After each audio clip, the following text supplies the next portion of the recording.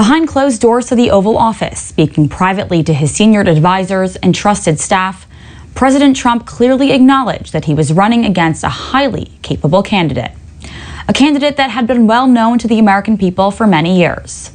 The president wasn't speaking of Joe Biden. He was speaking of the mainstream media.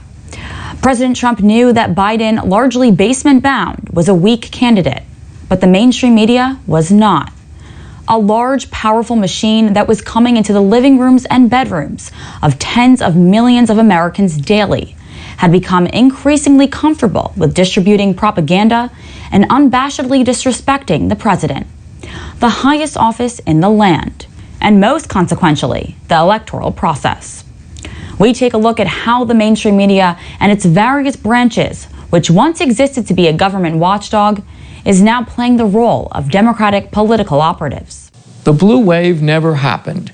Joe Biden didn't win by a landslide. Furthermore, the Senate remains in Republican hands. In the House, Democrats actually lost about a dozen seats. And for the first time in electoral history, not a single Republican incumbent lost. Further, not a single state house flipped to the Democrats. Why were the pollsters so dead wrong about the blue tidal wave that was supposed to come? And with their lost credibility, what is the future for political polling? Polling organizations claim to be merely neutral instruments to reflect public opinion. They said they merely mirror opinion. But the inconvenient truth is that the mainstream polling organizations were never impartial, nor were they objective. Rather, they were highly partisan operations that sought to sway the election for the liberal left. As we will see, their polling numbers were manufactured to tilt toward Democrats. The polls became further weaponized to discourage Trump supporters and independent voters. They attempted to create the illusion of the inevitability of a Biden political triumph and a blue socialist wave. Cal Thomas, a longtime conservative syndicated columnist, used a bit of dark humor about these pollsters, saying that today's polling is worse than those of fortune tellers. I've compared it to fortune telling. You'd be better off to go down to Madame Rue down the corner there with her little neon sign and have your palm read. You'd get good results. Unfortunately, this isn't a joking matter.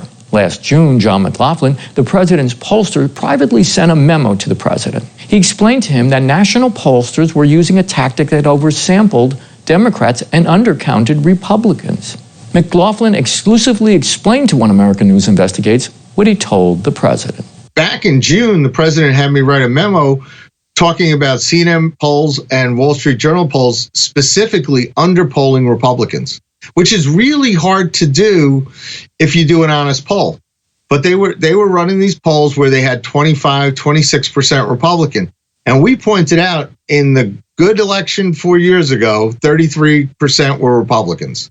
In the bad midterm elections, 33% were Republicans, according to their exit polls. So they were manufacturing polls that I refuse to believe that they didn't know what they were doing. These people are PhDs, they have advanced degrees, they use polling firms with records of working for Democrats. Richard Barris, the director of Big Data Poll, goes further, saying that many pollsters who did interview Republicans were people who lived in metropolitan areas, and they tended to be never Trumpers. There was a lot of evidence to suggest that the mode they were using would reach more metro voters in general. So when you're reaching those Republicans, you're reaching the Bill Kristol Republican, you're reaching the Mitt Romney Republican, and they may have their views in certain metro suburbs and urban centers, but they don't reflect the rest of the country. Thomas says the pattern of oversampling to favor Democrats has been a long and sordid tradition. They always, and I mean not just this election cycle, but for many election cycles,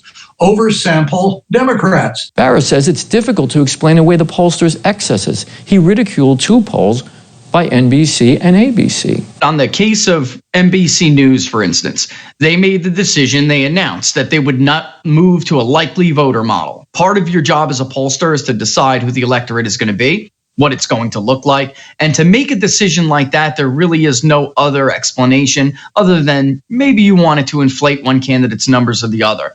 And then ABC News with that Biden plus 17 in Wisconsin, we pulled it at the exact time that they did. We got Biden plus 2. So that's what I meant by some of this was really just not easily explained away. McLaughlin says a Washington Post ABC poll showing Biden up 17% in Wisconsin even spooked the president. For example, the president called me one morning from Las Vegas because the ABC and the Washington Post put out a poll saying we were down 17 points in Wisconsin. Wisconsin right now is separated by 21,000 votes.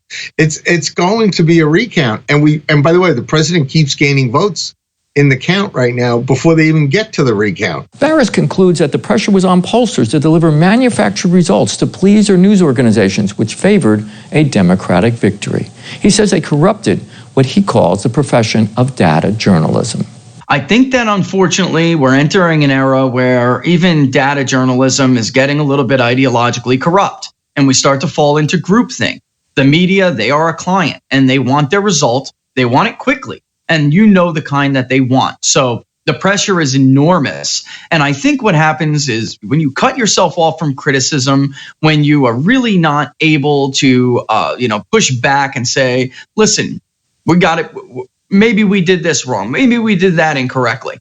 Then unfortunately, that leaves a big room for error.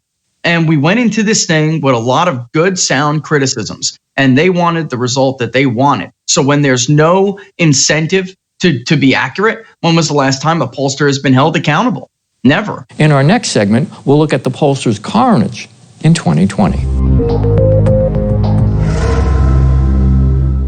It is now 11:30 in the East. You hear that chime? We have a projection. It is a big one. It is the state of Florida. 29 electoral votes. They go to Donald Trump. NBC News projects President Trump wins the state of Ohio. It turns out that Democrats, maybe some of them, spotted a blue mirage in some of the early numbers, and hope overcame facts in this case. Texas remains a red state under Donald Trump. On election night, Donald Trump defied all the polls' predictions. There was no blue wave, nor was there a landslide for Joe Biden. President Trump told America after the election the polls were never designed to inform. They released what is known as suppression polls, designed to discourage people from voting for the president and his party. As everyone now recognizes, media polling was election interference in the truest sense of that word, by powerful special interests. These really phony polls, I have to call them phony polls, fake polls, were designed to keep our voters at home, create the illusion of momentum for Mr. Biden, and diminish Republicans' ability to raise funds. They were what's called suppression polls. Everyone knows that now. And it's never been used to the extent that it's been used on this last election. How bad was the polling? Let's go to South Carolina. Here's some pre-election comments about the race against Republican Senator Lindsey Graham. Unquestionably one of the most competitive races South Carolina has seen in a generation. This is a real flush race. Graham doesn't have this in the bag. Democrats spent a staggering $109 million to defeat Graham. And what happened on Election Day? Senator Graham won by 10%. Liz Harrington, the spokeswoman for the Republican National Committee, told One America News Investigates the Graham polls were an excellent example of 2020 fraudulent polls. Is look at a race like the Senate race in South Carolina. So all of the polls said, oh, that was neck and neck. It was the most expensive race, I believe, in American history for the Senate. And what was the outcome of that race? 10 points. Lindsey Graham defeated Jamie Harrison. That race wasn't close. It was never close. The polls, however, said it was close. So what does that tell you? To me, that tells you that those are fraudulent polls. John McLaughlin, President Trump's pollster, said many of the polling surveys also declined to ask the public any questions about the Democrats' notorious promise to defund the police or how voters viewed left-wing riots raging through American cities. And they steadfastly stayed away from charges of Joe Biden's family corruption. What they did was they wouldn't ask questions about law and order the way we would. They wouldn't ask questions about Biden's $4 trillion tax hike. They wouldn't ask questions about Biden's corruption. You can't find questions about Joe Biden's $4 trillion tax hike. You can't find questions about him wanting to phase out the oil industry and jobs. You can't find questions about defunding the police. Not only was there sample bias against Republicans and the president by undercounting Republicans, their issue agenda that they often asked about was biased against us as well. Richard Barris, the election director of Big Data Poll, adds there's no transparency about how the major polling companies operate. Transparency that was promised by the polling industry in 2016. After 2016, we were kind of encouraged, but it really never happened. APOR, the American Association of Public Opinion Research, they released something called the Transparency Initiative. APOR asked after 2016 for everybody to release Transparency Initiative checklists. We have seen very few of them. That tells you not only where did you get your data from? How did you weight it? What was your margin? What was your sampling error? What mode did you use to gather these responses? How long did the interview take? All sorts of very detailed information. We were, as far as I know, we were one of the few who were doing it. Syndicated columnist Cal Thomas says the polling industry is like none other in America. This is the only industry that doesn't care what its consumers think. Imagine that. Harrington says it's amazing that none of these pollsters still have their jobs since the 2016 debacle.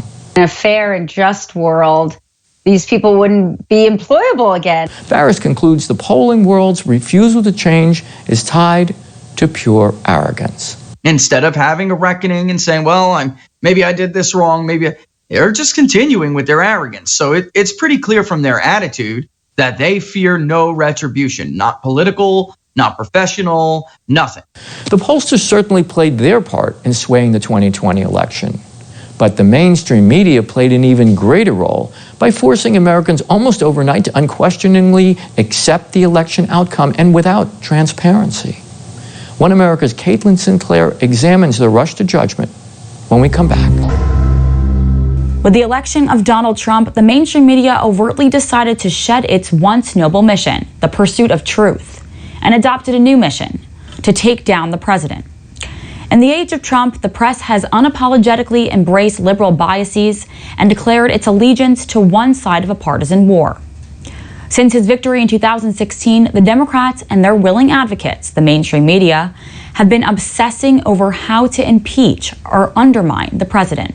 From the now discredited Russia collusion hoax to the Ukraine scandal to factless allegations of perjury to peddling accusations of xenophobia and racism, the mainstream media's war against President Trump has led to the greatest disintegration of press standards in modern history. There was a time not that long ago, maybe 20 years ago, where if you had polling all saying one thing, but all the journalism saying something else, where you look at every event around the country and there's tens of thousands of Trump supporters turning out at all these events. Journalists would have gone out into the heartland and interviewed people and gone back to their bosses and saying, there's an emotional gap, there's a support gap between Biden and Trump.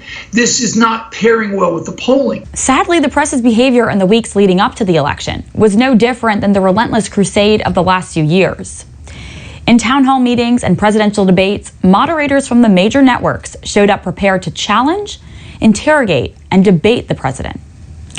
And perhaps the greatest irony, they often asked him if he would leave the office quietly and allow for a peaceful change of power if he lost. Meanwhile, neither the mainstream media or the Democrats have given him a peaceful change of power since day one of his presidency. President Trump's policies have been on full display and have been well known to the American people for 4 years, whereas Joe Biden's policies and position over the last 47 years is largely unknown. Yet during the few times he surfaced pre-election to answer any questions, he got a game of softball.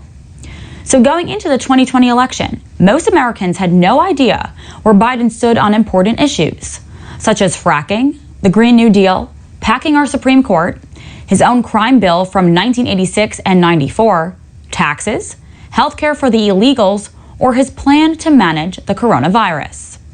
Yet the mainstream media wants us to believe that more Americans cast a vote for Biden than for any other candidate in the history of our country. The mainstream media never reports on any of the positive things that our president has done for our country. As news breaks of a vaccine that could have greater than 90% success rate in treating the worldwide outbreak of COVID, the credit is sure to be assigned elsewhere. Not only is the credit likely to be assigned elsewhere, but the mainstream media will continue to push the narrative that President Trump failed in the management of this pandemic, and failed in the one area he touted most often, the strengthening of the economy. And look at the stories. Just literally today, it came out, unemployment dropped another whole percentage point, not a tenth of a point, which we tend to celebrate, but another percentage point. It's down to 6.9%. You know, the full V-shaped recovery is happening. I know there are industries in trouble. Tourism and certainly restaurants are having difficulty, but in general, the economy has recovered a ton. And where's the coverage of that? Similarly, the historic event of bringing an end to the decades-long conflict between Israel and the Palestinians was largely ignored in network news coverage. The president was nominated for a Nobel Peace Prize for his role in negotiating this agreement, yet it barely made the evening news. Not only does the establishment news media resist any effort to showcase the president's successes, they actually go out of their way to protect their failed institutions and corrupt bureaucrats. The recent blockage of the Hunter Biden story by all major news networks and social media giants, Facebook and Twitter, is a primary example of their blatant political prejudice and unwillingness to expose that which doesn't feed their false narrative. They cover feature stories for 5 minutes sometimes on the networks, and they're doing 21 minutes on a huge scandal because they didn't want to cover it. What the Biden camp learned from their press allies was the best thing they could do was simply hide, not take press calls, not go out in public, not do events. Every time you do, there was danger of Biden screwing up, and he did on repeated examples. So would you say more than Joe Biden, it is the mainstream media that has been the formidable opponent here in this election? Well, I mean, first of all, what we're seeing is the media that have conspired for 4 years to tear down a president, now hiding both the negative information that about problems at polling sites, working in concert with big tech to hide any sort of problems, and really just presenting a unified front as PR agents for Joe Biden. I mean, that's really the position they're taking. Joe Biden's been able to hide from press coverage because they've been out there in front defending it. Democracy dies in bias when we return.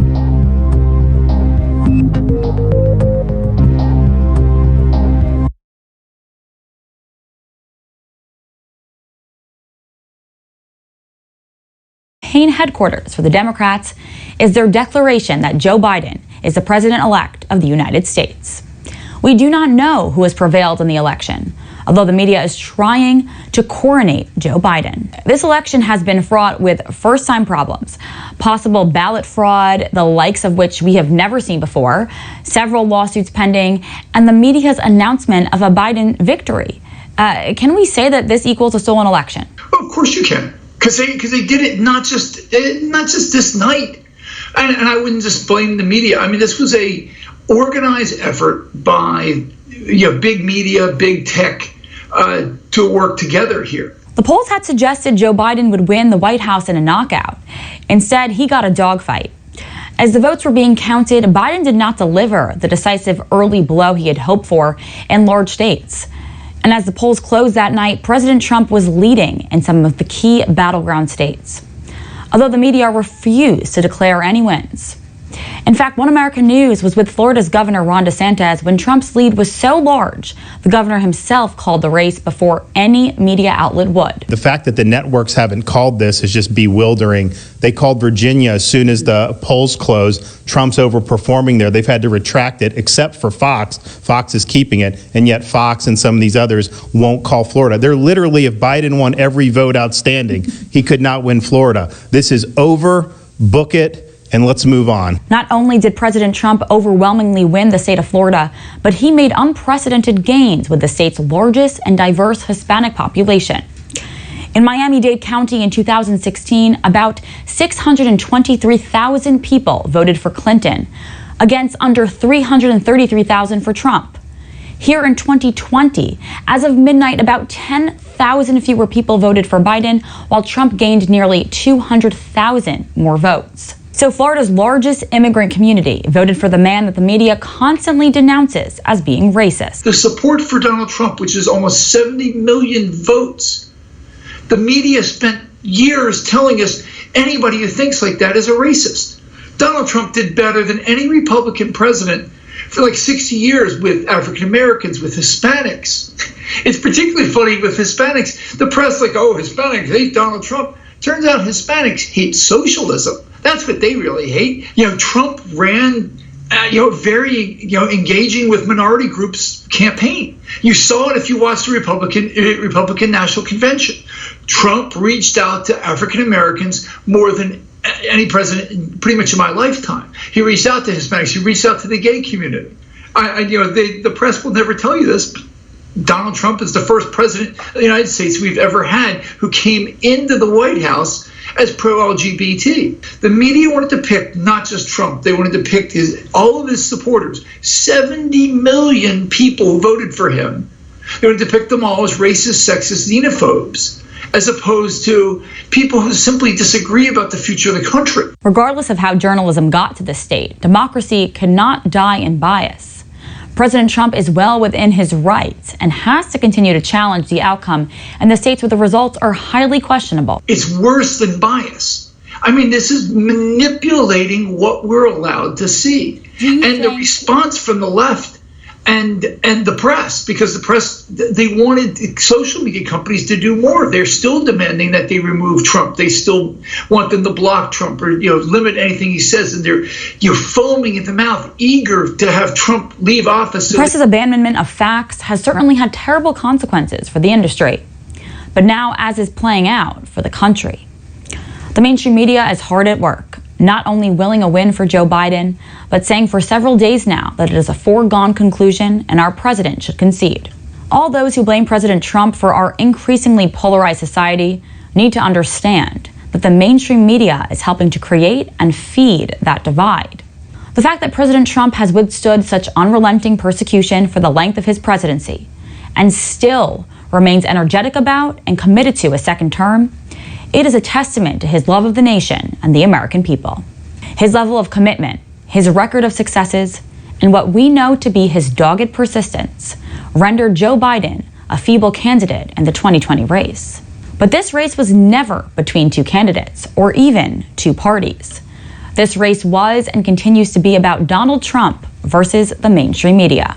Over 70 million people voted for the highly visible incumbent Donald Trump. Candidate Joe Biden was hardly in the public eye in the months preceding the election. So we are supposed to believe that he had enough support to secure an unprecedented number of votes from the American people. Is that what we're supposed to believe? With the evidence we have of the mainstream media's increasingly left-leaning ideologies and the repeat inaccuracy of pundits and pollsters, will the election results reflect the will of the people? Or will it go down in history as a stolen election? Stand by. I'm Caitlin Sinclair. Thank you for watching this episode of One American News Investigates. Please tune in every Saturday and Sunday for the latest OAN Investigates. Stay informed with us.